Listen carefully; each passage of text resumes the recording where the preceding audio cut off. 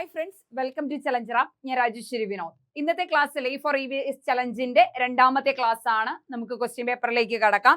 നിങ്ങൾക്ക് എഫക്റ്റീവ് ആകുന്നുണ്ട് എന്ന് വിചാരിക്കുന്നു.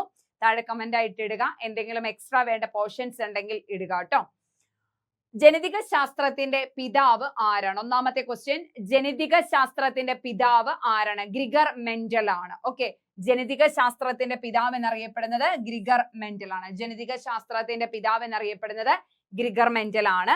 മനുഷ്യന്റെ പാദത്തിൽ എത്ര എല്ലുകളുണ്ട്? മനുഷ്യന്റെ പാദത്തിൽ 26 എല്ലുകളുണ്ട്. മനുഷ്യന്റെ പാദത്തിൽ എത്ര എല്ലുകളുണ്ട്? മനുഷ്യന്റെ പാദത്തിൽ 26 എല്ലുകളാണുള്ളത്. അപ്പൊ ജനിതക ശാസ്ത്രത്തിന്റെ പിതാവ് എന്നറിയപ്പെടുന്നത് ഗ്രിഗർ മെൻഡൽ ആണ്.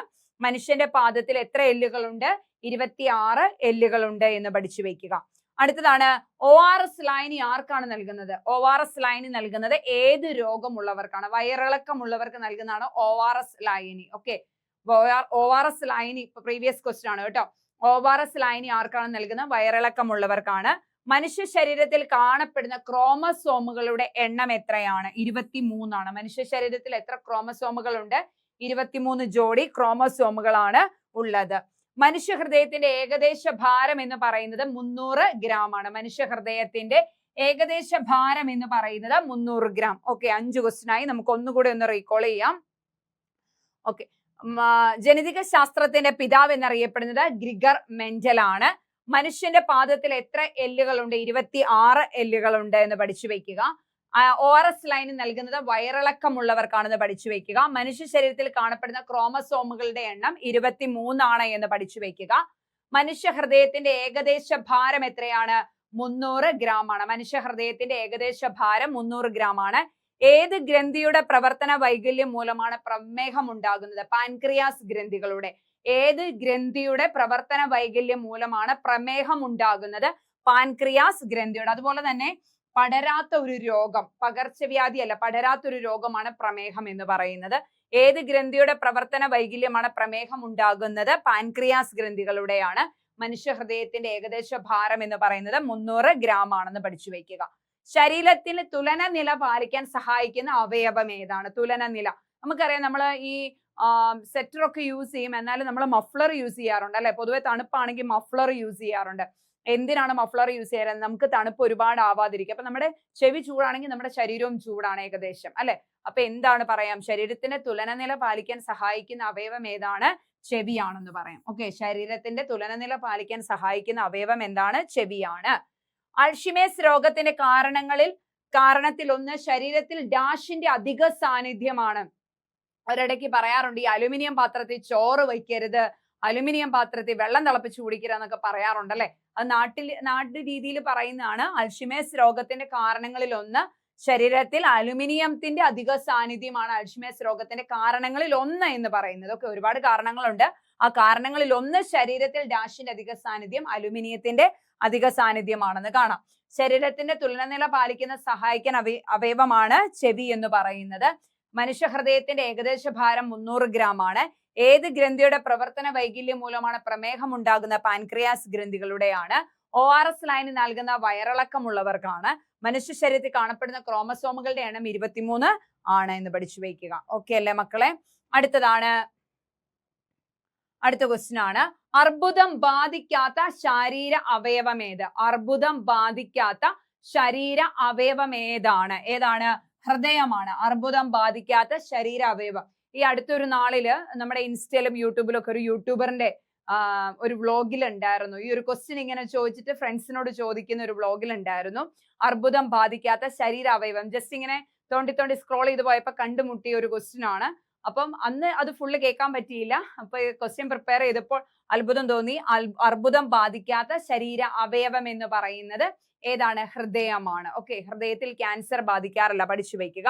ആദ്യത്തെ രക്തബാങ്ക് സ്ഥാപിതമായത് എവിടെയാണ്? അമേരിക്കയിലാണ്. ആദ്യത്തെ രക്തബാങ്ക് സ്ഥാപിതമായത് അമേരിക്കയിലാണ്. ഇപ്പൊ EVSന്റെ ക്വസ്റ്റ്യൻ ഇതുപോലത്തെയൊക്കെ വരുന്നത് കൊണ്ടാണ് ഇൻക്ലൂഡ് ചെയ്തത്. രക്തം കട്ടപിടിക്കാൻ സഹായകമായ ജീവകമാണ് ജീവകം K. ഓക്കെ, രക്തം കട്ടപിടിക്കാൻ സഹായകമായ ജീവകമാണ് ജീവകം K എന്നറിയപ്പെടുന്നത്. രക്തം കട്ടപിടിക്കാൻ സഹായകമായ ജീവകമാണ് ജീവകം K. ലോക രക്തദാന ദിനം ജൂൺ 14 ആണ്. ലോക രക്തദാന ദിനം ജൂൺ 14 ആണ്.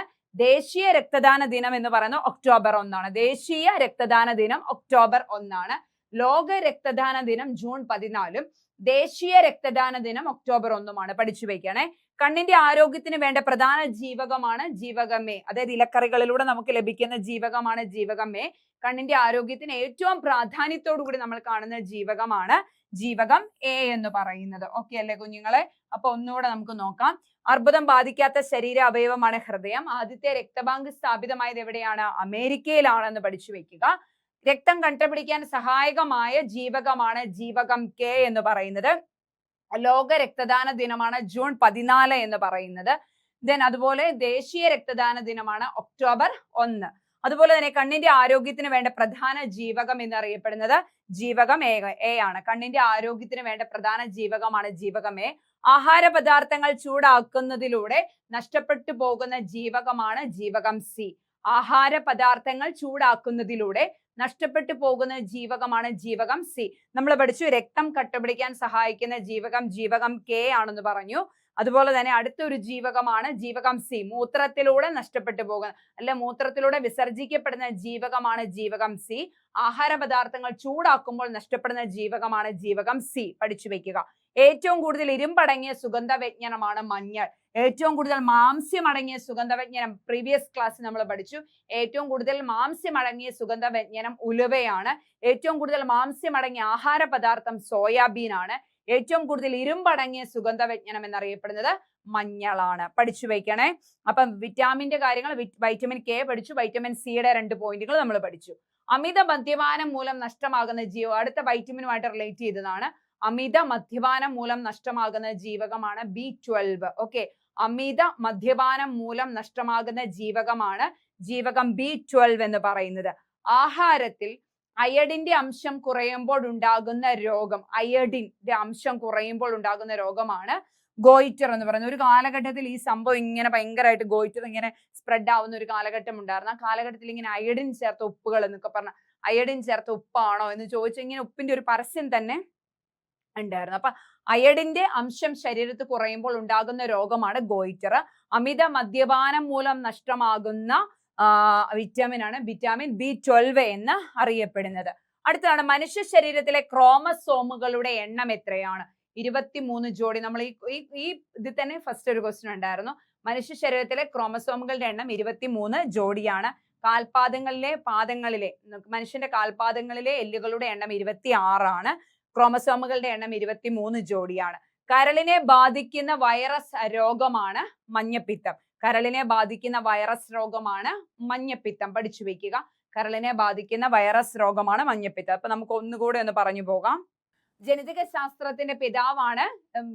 ബുക്ക് ഇങ്ങനെ ക്ലോസ് ചെയ്ത് വെച്ചിട്ട് ഉത്തരം പറയുക. അതായത് ചോദ്യം മാത്രം നോക്കുക, ഉത്തരം പറയുക. ജനിതക ശാസ്ത്രത്തിന്റെ പിതാവാണ് 1, 2, 3 ഗ്രിഗർ മെന്റൽ. മനുഷ്യന്റെ പാദത്തിൽ എത്ര എല്ലുകളുണ്ട്? 1, 2, 3 26 എല്ലുകളുണ്ട്. അടുത്ത എന്താണ്? ORS ലൈനി ആർക്കാണ് നൽകുന്നത്? വയറിളക്കമുള്ളവർക്ക്. മനുഷ്യ ശരീരത്തിൽ കാണപ്പെടുന്ന ക്രോമസോമുകളുടെ എണ്ണം എത്രയാണ്? 23 ജോഡി. മനുഷ്യ ഹൃദയത്തിന്റെ ഏകദേശ ഭാരം എത്രയാണ്?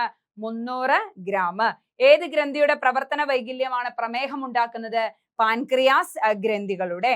അടുത്തതാണ് ശരീരത്തിലെ തുലനാവസ്ഥ പാലിക്കാൻ സഹായിക്കുന്ന അവയവമാണ് ചെവി എന്ന് പറയുന്നത്. അടുത്ത എന്താണ്? അൽഷിമേഴ്സ് രോഗത്തിന്റെ കാരണം ഡാഷിന്റെ അധിക സാന്നിധ്യം, അലുമിനിയത്തിന്റെ അധിക സാന്നിധ്യമാണ് എന്ന് കാണാം. അർബുദം ബാധിക്കാത്ത ശരീര അവയവമാണ് ഹൃദയം എന്ന് പറയുന്നത്. ആദ്യത്തെ രക്തബാങ്ക് എവിടെയാണ് സ്ഥാപിതമായത്? അമേരിക്കയിലാണ് എന്ന് പഠിച്ചു വെക്കുക. അടുത്ത എന്താണ്? രക്തം കട്ടപിടിക്കാൻ സഹായകമായ ജീവകമാണ് ജീവകം കെ എന്നറിയപ്പെടുന്നത്. ലോക രക്തദാന ദിനം ജൂൺ 14. ദേശീയ രക്തദാന ദിനമാണ് ഒക്ടോബർ എന്ന് പഠിച്ചു വെക്കണം. ചോദിക്കാൻ സാധ്യതയുണ്ട്. ഈ ദിനങ്ങൾ ചോദിച്ചുകൊണ്ടേ ഇരിക്കുന്നതാണ്. ലോക രക്തദാന ദിനം ജൂൺ 14. ദേശീയ രക്തദാന ദിനം ഒക്ടോബർ 1 എന്ന് പഠിച്ചു വെക്കുക. ഓക്കെ, പിന്നെ എന്താണ്? ജീവകം സി. ആഹാര പദാർത്ഥങ്ങൾ ചൂടാക്കുമ്പോൾ നഷ്ടപ്പെടുന്ന ജീവകമാണ് ജീവകം സി എന്ന് പറയുന്നത്. കണ്ണിന്റെ ആരോഗ്യത്തിന് വേണ്ട ജീവകമാണ് ജീവകം എ എന്നറിയപ്പെടുന്നത്. മൂത്രത്തിലൂടെ വിസർജിക്കപ്പെടുന്ന ജീവകമാണ് ജീവകം സി എന്നറിയപ്പെടുന്നത്. രക്തം കട്ടപിടിക്കാൻ സഹായിക്കുന്ന ജീവകമാണ് ജീവകം കെ എന്നറിയപ്പെടുന്നത്. അമിത മദ്യപാനം മൂലം നഷ്ടപ്പെടുന്ന ജീവകമാണ് B12 എന്നറിയപ്പെടുന്നത്. കണ്ണിന്റെ ആരോഗ്യത്തിന് ജീവകം എ. അപ്പൊ ജീവകങ്ങൾ മുഴുവൻ ഒരു റെഡ് മഷിയിൽ ഒന്ന് പോയിന്റ് ചെയ്തിട്ടോണേ. അടുത്തതാണ് ആഹാര പദാർത്ഥങ്ങൾ ചൂടാക്കുന്നതിലൂടെ നഷ്ടപ്പെട്ടു പോകുന്ന ജീവകമാണ് ജീവകം സി. ഏറ്റവും കൂടുതൽ ഇരുമ്പടങ്ങിയ സുഗന്ധവ്യഞ്ജനമാണ് മഞ്ഞൾ. ഏറ്റവും കൂടുതൽ മാംസ്യം അടങ്ങിയ സുഗന്ധവ്യഞ്ജനമാണ് ഉലുവ എന്നറിയുന്നത്. കണക്ട് ചെയ്ത് പഠിക്കണേ. അടുത്തത് അമിത മദ്യപാനം മൂലം നഷ്ടമാകുന്ന ജീവകമാണ് B12. മറന്നു പോവല്ലേ. ആഹാരത്തിൽ അയഡിന്റെ അംശം കുറയുമ്പോൾ ഉണ്ടാകുന്ന രോഗമാണ് ഗോയിറ്റർ എന്ന് പറയുന്ന അസുഖം. ഇനി മനുഷ്യ ശരീരത്തിലെ ക്രോമസോമുകളുടെ എണ്ണം എത്രയാണ്? 23 ജോഡി ഓൾറെഡി പഠിച്ചു. കരളിനെ ബാധിക്കുന്ന വൈറസ് രോഗം. അപ്പൊ മഞ്ഞപ്പിത്തം എന്ന് പറയുന്നത് ഒരു വൈറസ് രോഗമാണ്. കരളിനെ ബാധിക്കുന്ന വൈറസ് രോഗമാണ് മഞ്ഞപ്പിത്തം. കരളിനെ ബാധിക്കുന്ന വൈറസ് രോഗം ഏതെന്ന് ചോദിച്ചാൽ മഞ്ഞപ്പിത്തം എന്ന് പഠിച്ചു വെക്കുക. അടുത്തത് അയൺ ഏറ്റവും കൂടുതൽ അടങ്ങിയിരിക്കുന്ന അവയവം. അയൺ ഏറ്റവും കൂടുതൽ അടങ്ങിയിരിക്കുന്ന അവയവമാണ് കരൾ എന്ന് പറയുന്നത്. അയൺ ഏറ്റവും കൂടുതൽ അടങ്ങിയിരിക്കുന്ന അവയവമാണ് കരൾ. ഏറ്റവും കൂടുതൽ പ്രവർത്തിക്കുന്ന പേശി കാണപ്പെടുന്നത്, ഏറ്റവും കൂടുതൽ നമ്മുടെ ശരീരത്തിൽ ഏറ്റവും കൂടുതൽ പ്രവർത്തിക്കുന്ന പേശി കൺപോളയിലാണ് അല്ലെ. കൺപോളയിൽ ഏറ്റവും കൂടുതൽ പ്രവർത്തിക്കുന്ന പേശി കാണപ്പെടുന്നത് കൺപോളയിലാണ്. ഏറ്റവും കൂടുതൽ അധികം പ്രവർത്തിക്കുന്ന പേശി കാണപ്പെടുന്നത് കൺപോളയിലാണ്. പഠിച്ചു വയ്ക്കുക. ന്യൂമോണിയ രോഗത്തിന് കാരണമായ വൈറസ് ആണ്, രോഗാണുവാണ് ന്യൂമോകോക്കസ് എന്ന് പറയുന്നത്.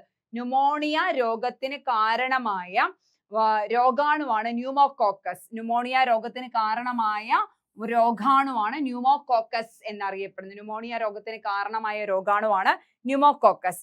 രക്തത്തിലെ മലിന പദാർത്ഥങ്ങളെ അരിച്ചു മാറ്റുന്ന ശാരീരിക അവയവമാണ് വൃക്ക. അത് നമ്മൾ ഓൾറെഡി നമുക്ക് അറിയാവുന്നതാണ് അല്ലെ.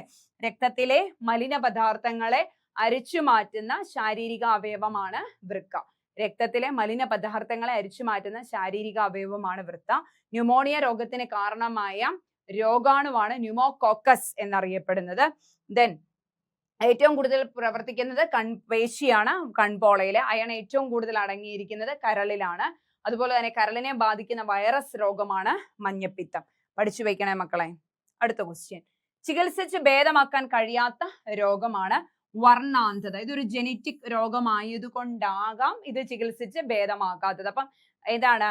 ചികിത്സിച്ച് ഭേദമാക്കാൻ കഴിയാത്ത രോഗമാണ് വർണ്ണാന്ധത. അപ്പൊ താഴെ തന്നിരിക്കുന്നവയിൽ എന്ന് ക്വസ്റ്റ്യൻ വരാട്ടോ. താഴെ തന്നിരിക്കുന്നവയിൽ എന്ന് പറഞ്ഞ് ബാക്കിയുള്ള നമുക്ക് ചികിത്സിച്ച് ഭേദമാക്കാൻ കഴിയുന്നതും ഉണ്ടാവാം അതിന്റെ കൂടത്തിൽ. അപ്പൊ അതിൽ പെടാത്ത ഒന്നാണ് വർണ്ണാന്ധത. ചികിത്സിച്ച് ഭേദമാക്കാൻ കഴിയാത്ത രോഗങ്ങളുണ്ട്. പക്ഷേ ഈ വർണ്ണാന്ധത ജനറ്റിക് രോഗമാണ്. കൂടാതെ ഓപ്ഷൻ താഴെയുണ്ട്, ഞാൻ ഉത്തരം മാത്രം എഴുതിയതുകൊണ്ടാവാം. അങ്ങനെ ഓപ്ഷന് 4 ഓപ്ഷൻ തന്നിട്ട് അതിൽ നിന്ന് നമ്മൾ സെലക്ട് ചെയ്യുക എന്നുള്ള രീതിയിൽ വർണ്ണാന്ധത ജനറ്റിക്സ് റിലേറ്റഡ് ആണ്. ഓക്കെ. അപ്പൊ ചികിത്സിച്ച് ഭേദമാക്കാൻ കഴിയാത്ത രോഗമാണ് വർണ്ണാന്ധത. 25 ക്വസ്റ്റ്യൻ ഏകദേശം ആയിട്ടുണ്ട്. പഠിച്ചു വെക്കുക. ക്വസ്റ്റ്യൻ ആൻസർ മാത്രമേ ഉള്ളൂ. വിത്ത് ഓപ്ഷനിലേക്ക് നമുക്ക് കുറച്ചുകൂടെ കഴിയുമ്പോൾ അങ്ങ് കടക്കാം കേട്ടോ. ക്വസ്റ്റ്യൻ ആൻസർ മാത്രമല്ല വിത്ത് ഓപ്ഷനും കൂടെ തന്നു തുടങ്ങാം. പഠിച്ചു വെക്കുക. എന്തെങ്കിലും സംശയങ്ങൾ ഉണ്ടെങ്കിൽ ചോദിക്കുക. അതുപോലെ ഉത്തരങ്ങൾ നിങ്ങൾക്ക് അറിയാവുന്ന ഉത്തരങ്ങളൊക്കെ ഉണ്ട് താഴെ കമന്റ് ആയിട്ട് ഇടുക. വേണ്ട പോർഷൻസ് ഏതാണോ അത് താഴെ കമന്റ് ആയിട്ട് ഇടുക. നമുക്ക് പ്രീവിയസ് ക്വസ്റ്റ്യനും മോഡൽ ക്വസ്റ്റ്യനും ഇതുപോലെ ചെയ്ത് പഠിക്കാം. പിന്നെ ഓരോ ഇമ്പോർട്ടന്റ് ആയിട്ടുള്ള ടോപ്പിക്കുകൾ എടുത്ത് അതിനകത്തെ ക്വസ്റ്റ്യൻസ് ആയിട്ട് വരാം. അതും കൂടെ തരാം. ഓക്കെ. എന്നാലാവുന്ന രീതിയിൽ സപ്പോർട്ട് ചെയ്ത് ഞാൻ കൂടെ ഉണ്ടാവും എക്സാം വരേക്കും.